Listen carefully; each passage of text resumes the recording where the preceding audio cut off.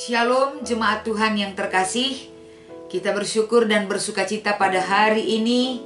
Tuhan masih berkenan memberikan waktu dan kesempatan atas kehidupan kita untuk dapat kita pakai seluruh kehidupan kita untuk dapat memuliakan Tuhan.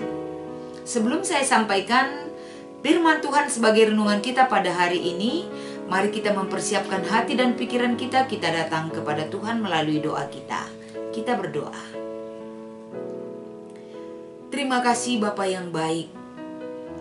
Pertolongan dan kasih karunia yang Tuhan berikan atas kehidupan kami, itu menjadi satu kekuatan dan rasa syukur yang selalu kami panjatkan di hadapan-Mu. Berkenanlah Engkau hadir Tuhan melalui hamba-Mu, melalui kerinduan jemaat Tuhan untuk datang ke hadirat-Mu pada hari ini.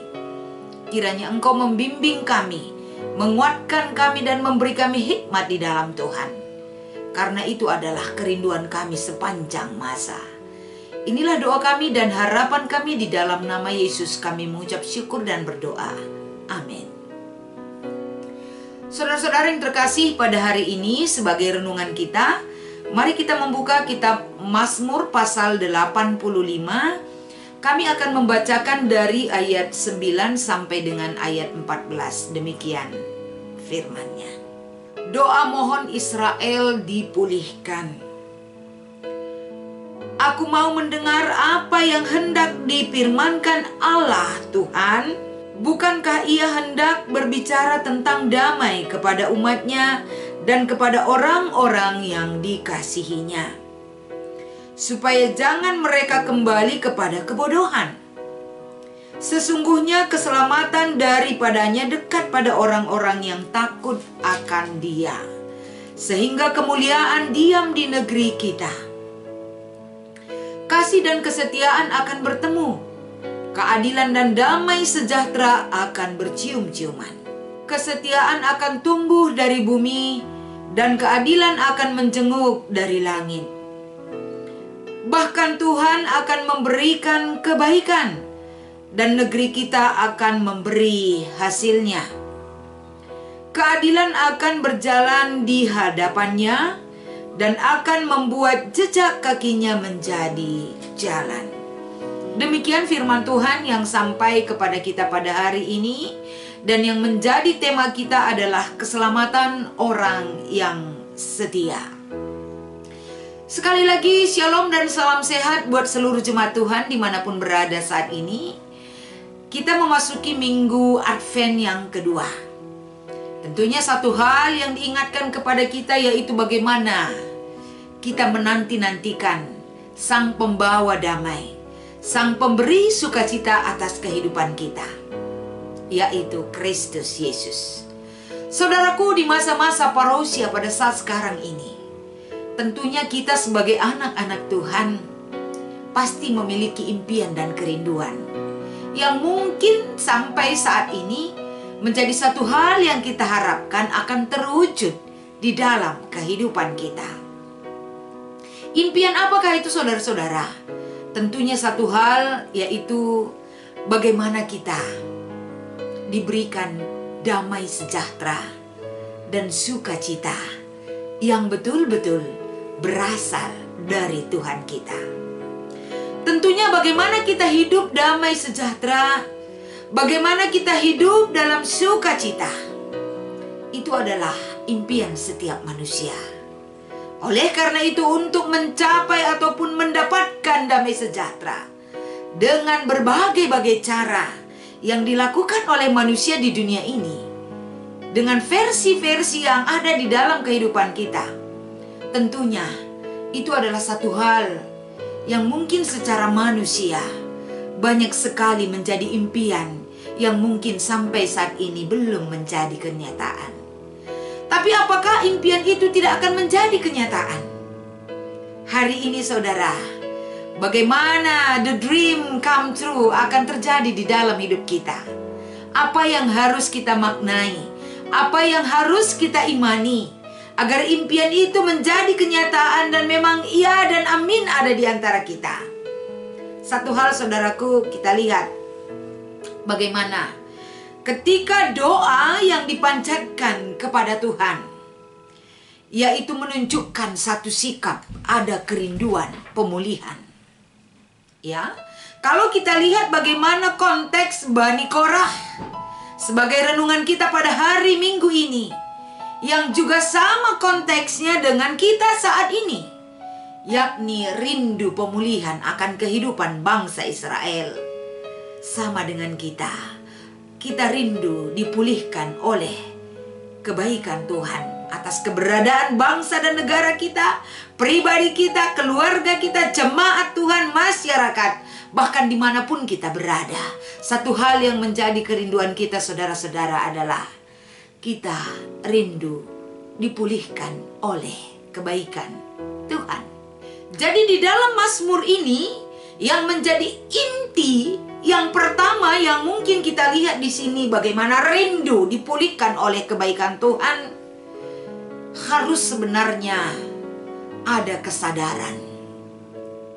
Kalau kita tidak sadar hidup, mungkin kita terbawa arus.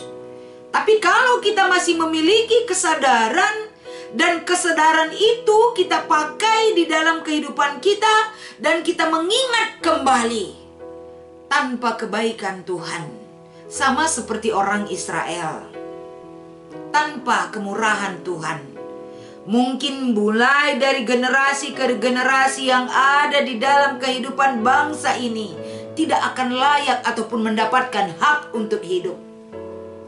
Tapi atas kesadaran yang ada, yang timbul, yang ditunjukkan oleh doa daripada Bani Korah kepada Tuhan, dia membangkitkan kembali kesadaran yang menyatakan bahwa tanpa pertolongan Tuhan, tanpa perkenan Tuhan di dalam kehidupan bangsanya, bangsa ini tidak layak untuk mendapatkan kehidupan. Atas dasar kesadaran inilah bangsa Tuhan dibawa untuk datang ke hadirat Tuhan, untuk menyatakan dosa-dosa yang butuh pengampunan dari Tuhan. Tanpa pengampunan yang diberikan oleh Tuhan, bangsa ini tidak memperoleh keselamatan yang sesungguhnya. Hal inilah yang dituangkan dalam doa permohonan Israel kepada Tuhan, agar pengampunan yang berasal dari Tuhan, saudara-saudara, mereka akan terima sebagai kemurahan Tuhan di dalam kehidupan mereka. Saudara-saudaraku, yang kedua yang mungkin kita lihat di sini adalah ketika kesadaran itu sudah ada di dalam kehidupan bangsa ini juga harus memiliki komitmen. Komitmen untuk bagaimana? Komitmen untuk mau mendengar. Karena kalau tidak mau mendengar, bagaimana mungkin dia sadar? Bagaimana mungkin mereka tahu bahwa mereka butuh pengampunan dari Tuhan?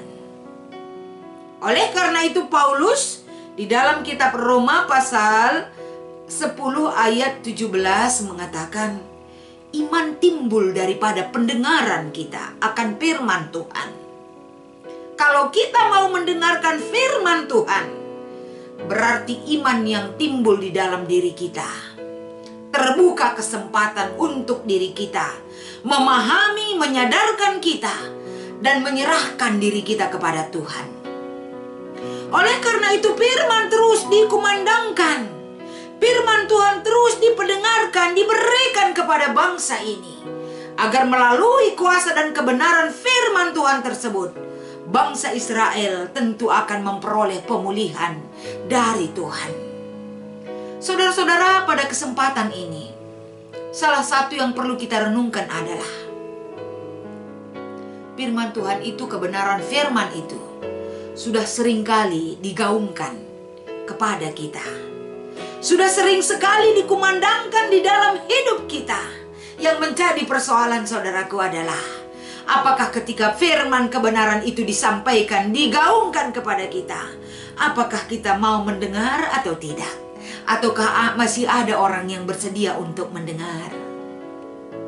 Kalau masih ada orang bersedia mendengar, berarti awal pemulihan itu akan terjadi di dalam kehidupan kita. pada hari Minggu Advent yang kedua ini, yang perlu kita renungkan adalah apa yang dituangkan di dalam kitab Markus 1 ayat 1 sampai 8. Bagaimana kabar sukacita yang diberitakan kepada manusia. Berita kesukaan itu mengenai apa? Berita kesukaan itu tetap berfokus kepada Yesus Kristus Sang Juru Selamat yang kita nantikan kedatangannya kedua kali. Bagaimana tentang kedatangan Yesus Kristus dan bagaimana Dia datang bagi kehidupan kita? Tentunya satu hal yang perlu kita ketahui dan kita ingat kembali. Bagaimana cara kita mengingat? Mendengar. Mau ditegur dan mau mendengar akan seruan-seruan kabar sukacita tersebut. Karena yang kita dengar itu adalah bukan kabar yang meninabobokan kita, tapi kabar yang dikumandangkan kepada kita, saudaraku, adalah kabar Sang Juru Selamat. Dan kabar yang diberikan kepada kita itu kabar yang menghidupkan. Kabar yang menghidupkan pengharapan yang mulai pudar, bahkan redup, bahkan ada yang sudah mati. Karena situasi kehidupan kita. Karena situasi apa yang kita alami dalam kehidupan kita. Sehingga pengharapan kita sudah mulai redup bahkan pudar. Tapi hari ini dikabarkan kembali bahwa berita kesukaan itu melalui Yesus Kristus. Kita akan dihidupkan kembali semangat kita. Dan berita yang ketiga yang harus kita ingat adalah pertobatan itu penting. Karena apa kita penting bertobat? Karena di dalam kehidupan kita saat ini yang kita rasakan dan alami adalah, saudara-saudara, begitu banyak hal-hal yang merintangi sehingga iman kita tidak bisa bertumbuh. Situasi ekonomi, masalah pandemik, masalah pekerjaan, dan lain sebagainya membuat kita tidak bertumbuh. Tapi ingat, di dalam kitab Ibrani pasal 12 ayat 1, kita diingatkan kembali hidup kita saat ini, kita berlomba dan berjuang.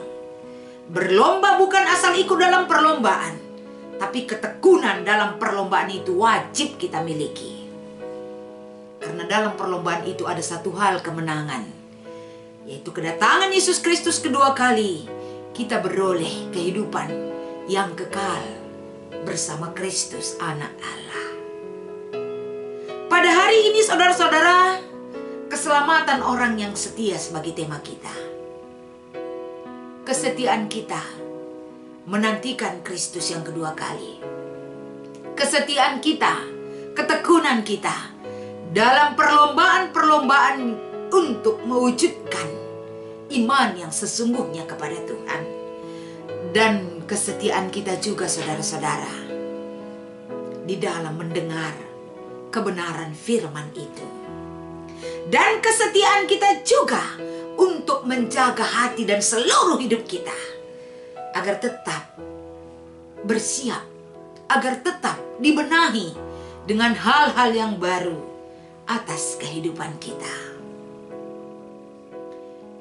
Dan kesetiaan kita pada hari ini adalah tanggung jawab kita, yaitu setia, setia, dan setialah.